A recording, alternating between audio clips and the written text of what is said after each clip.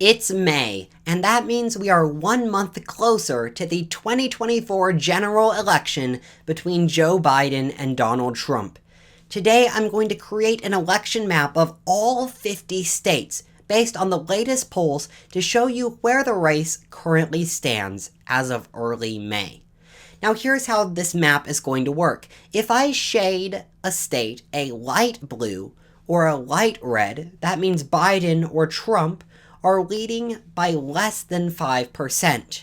If it's a dark blue or a dark red, that means Biden or Trump are winning by over 5%. That means it's a very safe state for that candidate. So those light shaded states are going to be the interesting ones to watch. Okay, let's start with Joe Biden's stronghold, the states that Biden is almost guaranteed to win. And those start along the West Coast. Obviously, Washington, Oregon, and California are a huge part of the Democrats' electoral pathway to victory. If a Democrat is going to win the presidency, the West Coast is a key to their success.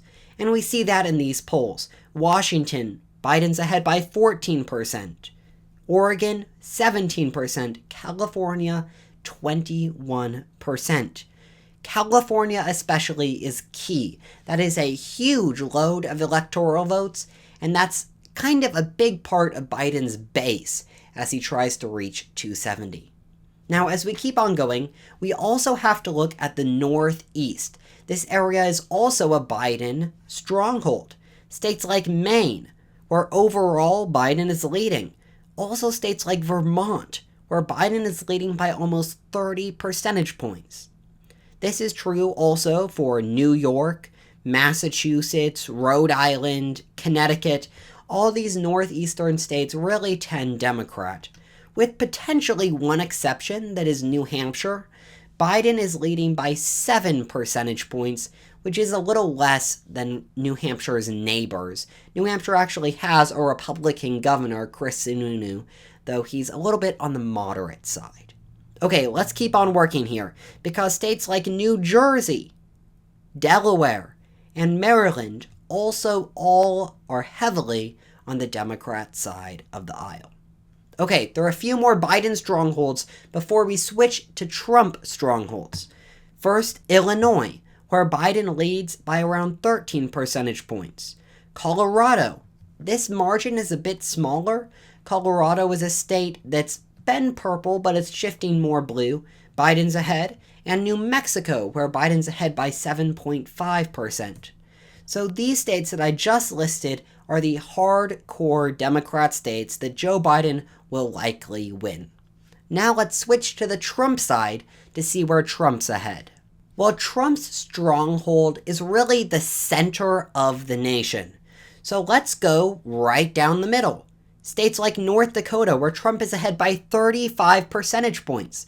The governor there, Doug Burgum, is a strong supporter of Trump, and really North Dakota is really behind Trump.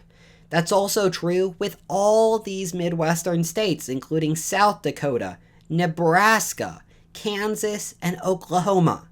Now, as we continue to go down this center swath of the country, we eventually hit Texas. Now, Texas is an interesting situation. It's been a Republican stronghold for years, but in more recent elections, that margin has narrowed.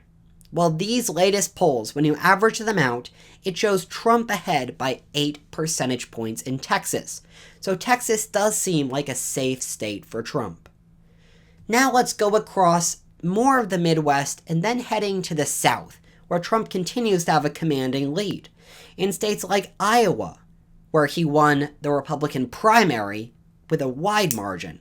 States like Missouri, Arkansas, Louisiana. Now we are in the heart of Trump territory as we get into Mississippi, Alabama, even Florida now, which has trended more and more to the Republicans. It used to be a purple state, no longer. Now these polls show Trump ahead by 9 percentage points in Florida. Also South Carolina, Tennessee, and then as we move north, Kentucky, Indiana, Ohio, and West Virginia. All of these states are Trump strongholds. Now, there are a few more Trump strongholds back in the West. Those include Montana, Idaho, Wyoming, and Utah, all very conservative states who have Mormon influence, definitely Trump country. Also, when we look beyond the lower 48, it's likely that Alaska will go to Trump and Hawaii will go to Biden.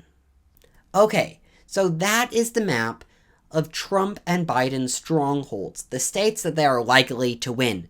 But now we get into the interesting part of this video, as we head over to Nevada and Arizona. Now, Nevada, this aggregate of polls has Trump leading by 1.5 percentage points. Very narrow lead, but Trump's ahead. You go to Arizona, and Trump's lead actually grows to 3.5 percentage points. Now, a state like Arizona is key to Donald Trump. He lost it in 2020 by an incredibly narrow margin, and he needs to pick that back up.